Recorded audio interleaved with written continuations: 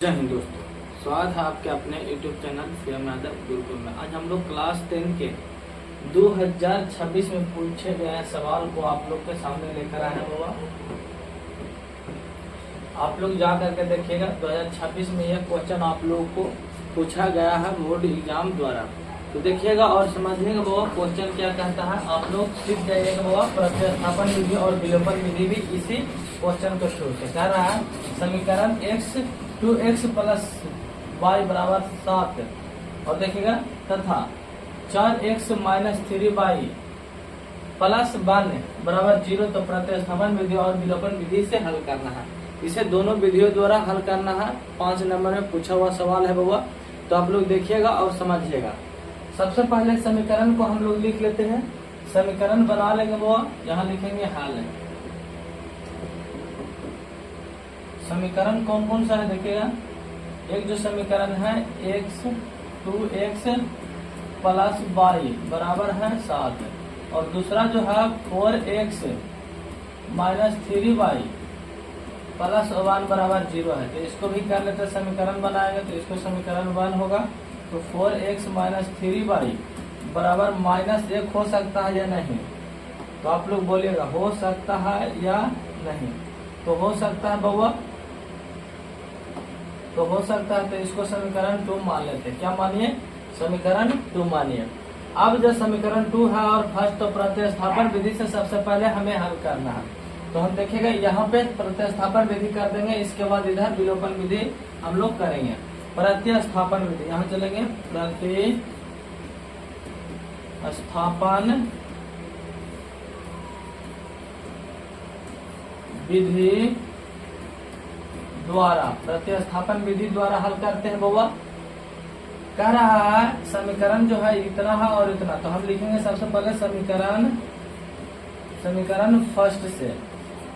समीकरण फर्स्ट से क्या करेंगे वो 2x माइनस प्लस y बराबर में 7 है। तो y बराबर हो सकता है 7 माइनस 2x, हो सकता है या नहीं बाबा आप लोग बताएगा। इसको हम लिख सकते हैं 7 माइनस 2x y बराबर, तो हाँ प्रतिस्थापन विधि ये कहता है बाबा, सीधा सीधे आप लोग समझिए कि किसी एक समीकरण को हम क्या करेंगे y या x के बराबर हम उसे निकाल लेंगे, फिर उसके बाद उसी को मान समीकरण 2 में रखने पर। अब देखिएगा प्रतिस्थापन विधि से तो इतना हम लोग सर्वे किए, आप लोग को दिखेगा अच्छे तरीके से। चलिए चलते हैं, चलिए यहाँ लिखेंगे समीकरण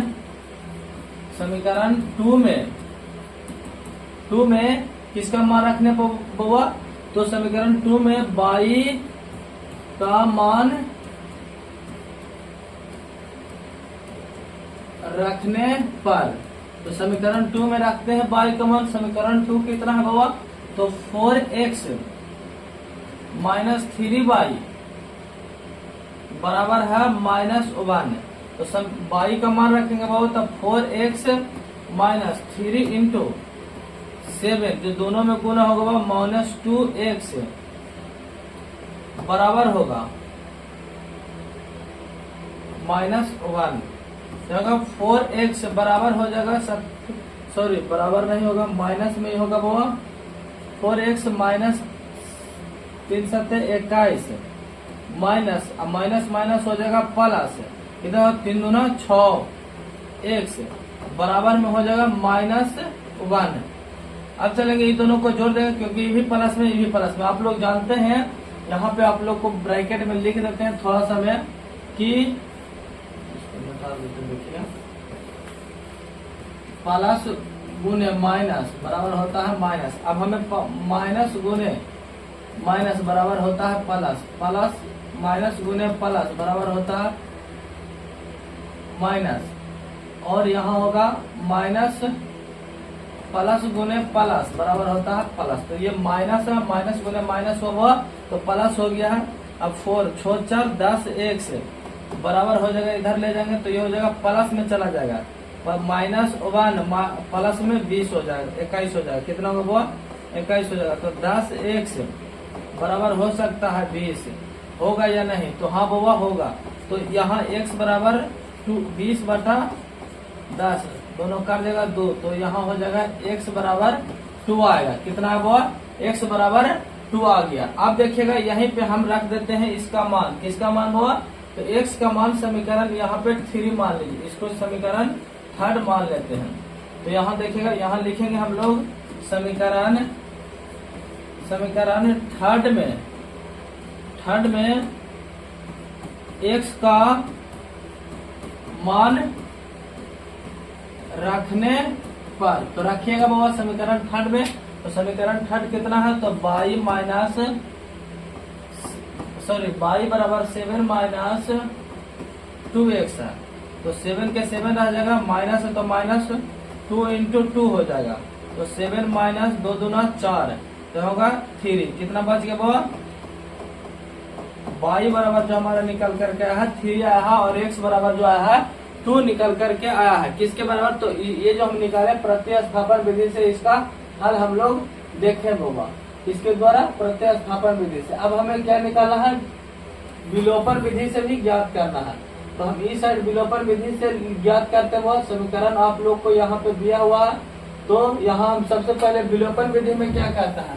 विलोपन विधि ये कहता है किसी दोनों समीकरण को हम बराबर करेंगे, किसी एक को बराबर करेंगे। तो यहाँ चलेगा, यहाँ समीकरण जो है यहाँ हल लिखिएगा, विलोपन विधि लिखिए,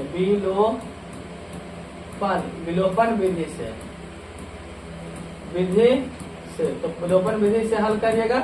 क्या कहता है बाबा? तो देखिएगा समीकरण जो है 2x प्लस y बराबर 7 है, इधर है 4x माइनस 3y माइनस 1 बराबर 0। तो ये तो समीकरण फर्स्ट है ये है। और समीकरण 2 निकालने के लिए 4x माइनस 3y बराबर माइनस 1 कर सकते हैं। तो हाँ कर सकते हैं। अब किसी देखिएगा, इसको समीकरण 2 मानिए, इसको समीकरण 2 मानिए, और ये जो है समीकरण 1 है। तो हम समीकरण 1 और 2 को देखेंगे और समझेंगे। यहाँ देखिएगा 2x है, यहाँ 4x है, यहाँ 3, यहाँ y है, यहाँ 3y, यहाँ 7 है। यहाँ हमें कुछ x या y को बराबर करना होगा जो समीकरण 2 और समीकरण 1 दोनों में बराबर हो। तो हम इस यहाँ पे देखिएगा 2 से गुना कर देते हैं। किसे? तो यहाँ 2 दूना 4 हो जाएगा बाबा। तो देखिएगा 2 से गुना करने पर यहाँ लिखेंगे समीकरण 1 में 2 से 2 से गुना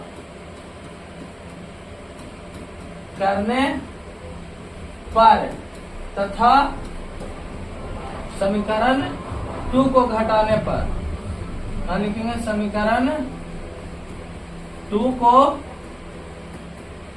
घटाने पर। तो घटाइएगा वो देखिएगा, पहले सुनो 2 से गुना करते तो 2 दूना 4x minus 4y plus 4y बराबर होगा 7 दूना 14।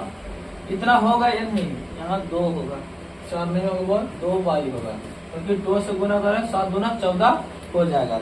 अब इसको घटाइएगा 4x माइनस 3y बराबर माइनस 1 है। तो घटाते हैं, तो घटाने के संदर्भ में जो होता है वह चेंज हो जाता है साइन, तो होगा प्लस, यहाँ भी प्लस, तो ये दोनों कट जाएगा, यहाँ हो जाएगा 5। देखिएगा प्लस 5y बराबर होगा कितना?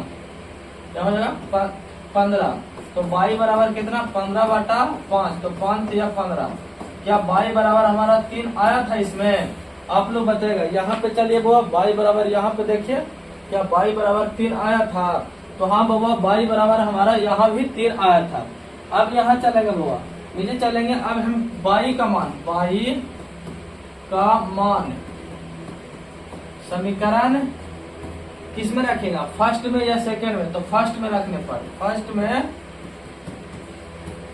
रखने पर, तो समीकरण फर्स्ट में जो गुना करके लाया है वो उसमें नहीं लिखेंगे, जो गुना किया हुआ नहीं है उसमें लिखेंगे। तो यहाँ है 2x प्लस y बराबर है 7। तो y का मान रखते हो, तो 2x बराबर हो जाएगा कितना? y का मान रखिएगा तो प्लस में 3 बराबर में होगा कितना? 7। तो 2x बराबर इधर जाएगा तो 4 बच जाएगा। तो x बराबर हो जाएगा कितना? 4/2, तो हो जाएगा 2। तो यहाँ हम लिखेंगे x बराबर जो मान निकल करके आया है 2 निकल करके आया है। कितना निकल करके आया हुआ 2, तो x बराबर यहाँ भी 2 निकल करके ही आया था। तो क्या आप लोग को समझ में अच्छे तरीके से आ गया होगा? अगर आ गया होगा तो हमारा वीडियो को शेयर कीजिएगा और चैनल को सब्सक्राइब जरूर कीजिएगा, वो बहुत मेहनत से बनाते हैं। चलिए जय हिंद जय भारत, मिलते हैं अगले वीडियो के साथ।